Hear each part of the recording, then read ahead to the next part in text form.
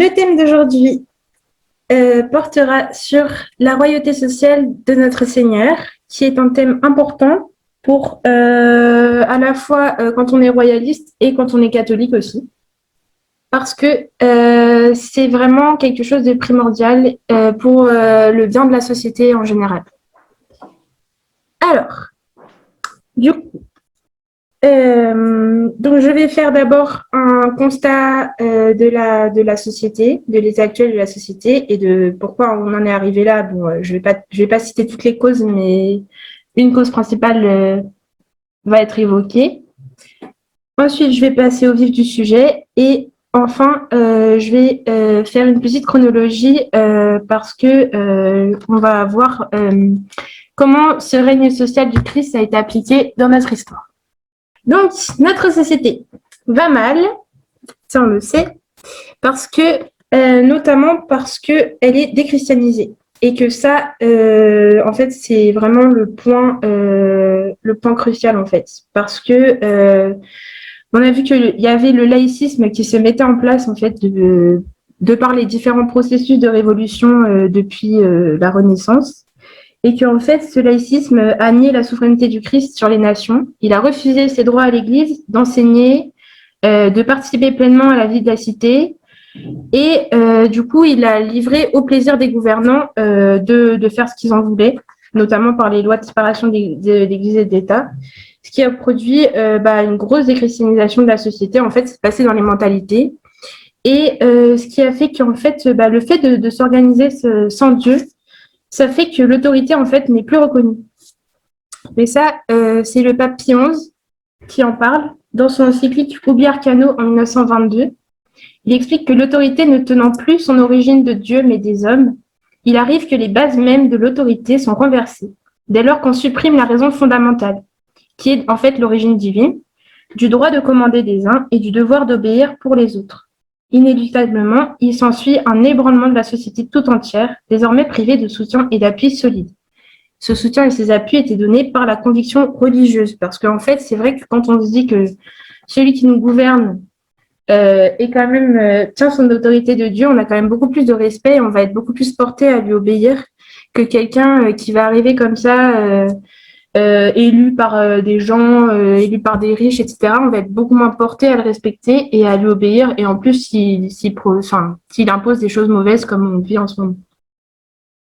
Donc, du coup, les conséquences du fait de rejeter Dieu de la société, ce qui fait qu'on nie la dignité humaine, parce que du coup, on ne reconnaît plus que l'homme est à l'image de Dieu, on ne reconnaît plus la présence de Dieu dans l'homme. On justifie tous ces actes par la liberté, je fais ce que je veux, il n'y a ni Dieu ni maître, voilà. Du coup, ça engendre des guerres, ça engendre des révoltes, ça engendre le non-respect de l'autorité, ça engendre que l'autorité n'est plus bien utilisée, ça devient de l'autoritarisme, de la dictature, que l'obéissance est mal comprise et n'est même plus appliquée puisqu'on ne veut plus obéir.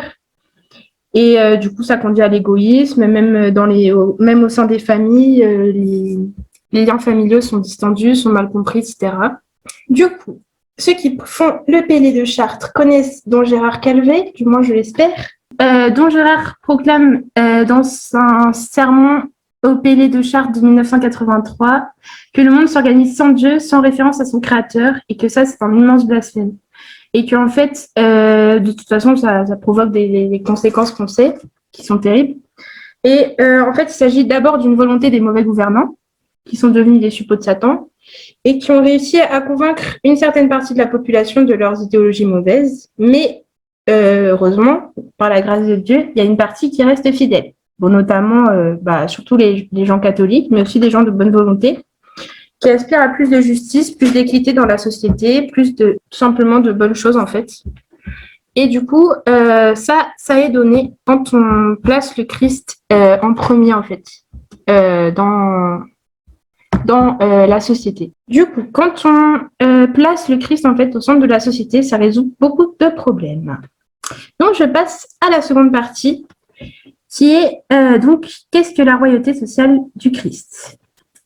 Donc, le Seigneur soumet d'abord les cœurs et les âmes par sa douceur et par sa doctrine, et ensuite, il veut régner sur les peuples. C'est pourquoi d'abord le royaume du Christ est caché dans le cœur de chaque chrétien, spécialement, de bonne volonté. Dans son royaume, tous sont appelés, il faut y entrer par la foi et le baptême, qui permet la régénération de l'âme. Donc, dans son encyclique Quas Primas, le pape Pie XI, dont j'avais mis l'image tout à l'heure. Donc, son encyclique Quas Primas, en fait, c'est celle qui va imposer, comment dire, ériger, voilà, si je puis dire, la fête du Christ roi. Donc, elle a été écrite en 1925 et dedans, en fait, il explique toute la royauté sociale du Christ et c'est très intéressant.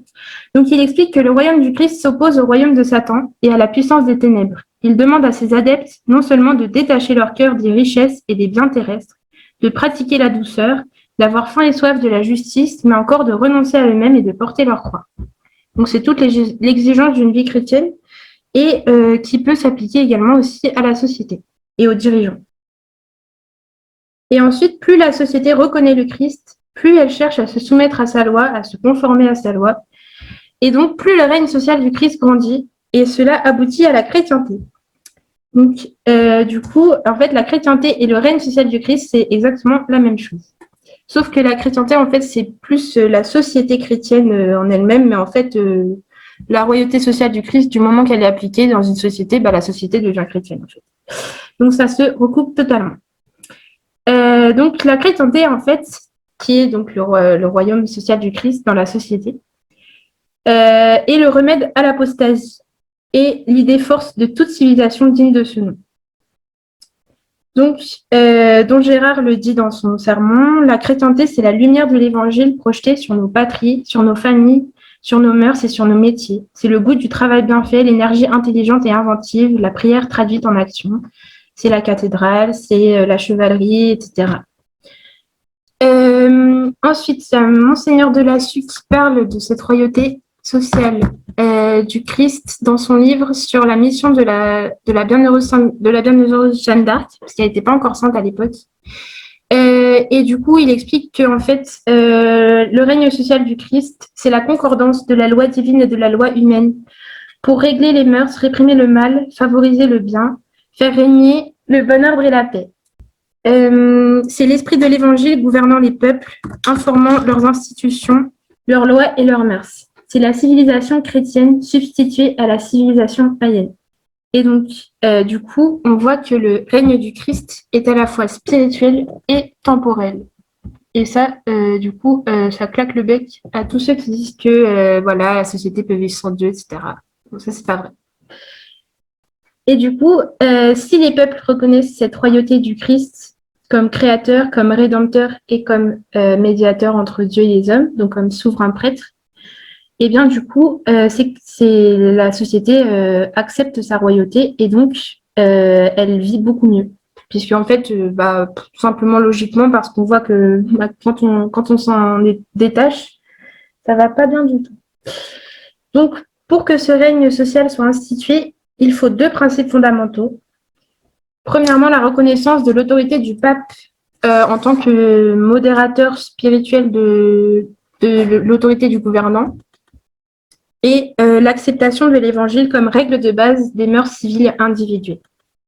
Donc, le fait de reconnaître la royauté du Christ dans la société accorde de nombreux bienfaits à la vie sociale, notamment la juste liberté, la paix, l'ordre et la tranquillité et la concorde entre les habitants. On a la juste soumission des sujets et des habitants à leurs gouvernants parce qu'elle est anoblie par le fait que le gouvernant tient son pouvoir de Dieu. Comme je disais tout à l'heure, le fait de reconnaître que l'autorité vient de Dieu, eh bien en fait, ça fait que on va beaucoup plus respecter le gouvernant et le gouvernant, étant lui-même soumis à Dieu, va beaucoup plus faire de bonnes choses. Ça, c'est la théorie. Évidemment, après, il y a toujours des gens pour faire des abus de pouvoir, mais pour le coup, là, je parle en théorie. Donc, Monseigneur de Lassus l'explique dans son livre sur la royauté sociale du Christ. Il n'est donc pas laissé au bon plaisir de l'État de favoriser ou de ne pas favoriser l'acquisition des biens spirituels. L'État chrétien doit surveiller l'exécution de la loi de Dieu, d'où dépend le salut des âmes et le salut du monde. Cette fonction sublime à laquelle il s'adonne, à cause de Dieu, lui vaut d'être revêtu de son autorité pour faire exécuter ses volontés. C'est une fonction religieuse qu'il assume et en retour, il reçoit une part du respect et de l'obéissance due à Dieu lui-même. Et du coup, après, on arrive à la royauté, la monarchie française, parce que du coup, le pape Pie XI, je dis dans son encyclique donc de 1925, si les princes, les gouvernants légitimement choisis étaient persuadés qu'ils commandent bien moins en leur propre nom qu'au nom et à la place du divin roi, ils useraient de leur autorité avec toute la vertu et la sagesse possible. Et ça, c'était exactement l'idéal de la monarchie française, puisqu'on disait que le roi était le lieutenant du Christ. Et donc, il lui tenait lieu sur la terre. Et je termine avec un autre bienfait accordé à la société quand elle reconnaît la royauté du Christ, c'est que dans la formation intellectuelle et morale de la jeunesse, on respecte la saine doctrine et la pureté des mœurs. Et dans l'administration de la justice, on va beaucoup plus se caler sur l'idéal chrétien de la justice et du coup, ça va beaucoup mieux. Alors, du coup, maintenant, je passe à ma partie sur l'application du règne social du Christ dans l'histoire de France. Donc, depuis l'édit de Milan en 313 de l'empereur Constantin, la foi chrétienne est reconnue dans la société. Les chrétiens ne sont plus persécutés. Du coup, on peut commencer à christianiser la société romaine. Et donc, même les empereurs revoient le droit romain à la lumière de l'Évangile, avec les principes chrétiens, etc. Du coup, ce qui fait que la société s'humanise beaucoup plus. Parce qu'il n'y a plus les combats de gladiateurs, il y a beaucoup plus de respect de la vie humaine, de la famille aussi. Parce qu'en fait, chose très curieuse, je l'ai découvert en faisant ces recherches, c'est qu'en fait, la République antique avait pas mal de principes en commun avec la République moderne, au sens où elle ne reconnaissait pas la famille comme institution première de la société et qu'elle disait en fait, vos enfants ne vous appartiennent pas, ils appartiennent à la République. Et en fait, ça, c'est exactement ce que dit la République aussi moderne. Voilà. Mais l'Empire romain, même devenu chrétien, ne respecte pas assez l'autorité du pape, et ce qui fait que l'Empire romain va tomber suite aux invasions barbares en 476. Et donc, Monseigneur de Lassus dit à ce sujet que la plus vaste et la plus belle de toutes les sociétés antiques s'achevait par les dernières déceptions qu'avait causées au genre humain l'ignorance de ses destinées éternelles. Lorsque le christianisme apporta au monde la solution lumineuse et manifeste du problème social, l'homme est fait pour l'État, le citoyen est fait pour la patrie, avait dit l'Antiquité. L'homme est fait pour Dieu, répond le christianisme. Et du coup, on va avoir ensuite la création du royaume de France dans les fonts baptismaux de Reims, j'aime beaucoup cette expression, par le baptême de Clovis par Saint-Rémy. Et donc là, pareil, Clovis va revoir toute l'administration de son État à la lumière des principes chrétiens. Ensuite, je passe, je ne vais pas faire toute l'histoire de France non plus, mais avec Charlemagne, on va voir aussi l'agrandissement du territoire de possibilités d'évangélisation du coup de l'Église, et il va accorder aussi beaucoup plus de dignité à l'Église dans la société. La chrétienté, la royauté du Christ dans la société va se développer énormément aussi avec les rois capétiens et surtout avec Saint-Louis. Alors là, on atteint le sommet parce que le ciel et la terre ne formèrent ensemble qu'un seul royaume féodal indivisible. En fait, Saint-Louis, il a vraiment, c'est vraiment la quintessence de ce qu'est un roi de France et un roi très chrétien. Et en fait, avec lui, le règne social du Christ a été pleinement réalisé parce que et même les contemporains le disaient, en fait, c'était hyper prospère. Les guerres étaient évitées parce qu'il faisait beaucoup de travail de paix avec les autres nations. Et il a énormément rendu la justice, il s'occupait des pauvres, etc. Et ça, c'était totalement l'idéal évangélique. Et il respectait aussi beaucoup l'autorité du pape. Donc, c'était parfait. Mais, il y a un mais, évidemment, puisque c'était trop beau pour continuer. Et donc, évidemment, la tentation arrive. Et avec Philippe le Bel, qui n'était pas beau du tout, enfin, non, bref, j'arrête la blague. Il n'était pas beau parce qu'il était extrêmement orgueilleux, en fait. Il a suivi l'exemple de nos voisins du Saint-Empire romain germanique qui s'étaient corrompus et avaient voulu imposer la loi même au pape. Et du coup, Philippe le Bel prend l'exemple de ces gens-là et il se rebelle contre l'autorité du pape. Donc le pape lui dit non, attendez mon fils, je suis le modérateur, je suis l'autorité spirituelle, vous me respectez. Donc il dit non, non, j'en ai rien à faire, il fomente un complot, aider du clergé, etc. Et là, c'est la guerre de 100 ans qui va nous être envoyée en tant que châtiment. Parce que clairement, c'est un châtiment, en fait. Philippe le Bel, il s'en est pris au pape, il a carrément envoyé des gens pour le prendre en prison, enfin, c'est n'importe quoi. Et du coup, ce qui fait qu'il va être châtié, notamment aussi avec la malédiction des Templiers. Il va être châtié, il va mourir à 46 ans, comme ça, sans raison apparente. Et il va y avoir ensuite la guerre de 100 ans qui va extrêmement appauvrir le royaume, qui était déjà appauvri à cause de Philippe le Bel parce qu'il faisait trop de guerre et il gérait mal le budget. Et donc, vraiment là, ça va être grande pitié au royaume de France, comme disait Sainte Jeanne d'Arc, c'était vraiment horrible. Et donc là, les gens vont dire, oh là là, il faut se retourner vers Dieu parce qu'il n'y a que lui qui peut nous sauver. Et du coup, les gens prient. Il y a des processions, il y a les Parisiens qui implorent Sainte Jeanne d'Arc, les gens qui font des processions avec la relique de Saint Martial, petit clin d'œil à Martial, la relique de Saint Martial qui leur obtient en fait ensuite la venue de Sainte Jeanne d'Arc, qui va rétablir en fait vraiment ce qu'est l'autorité du gouvernement, c'est-à-dire qu'elle est soumise à la royauté du Christ. Du coup, voilà, Sainte Jeanne d'Arc en fait va vraiment rétablir l'idéal de la société chrétienne et ça va être vraiment trop bien.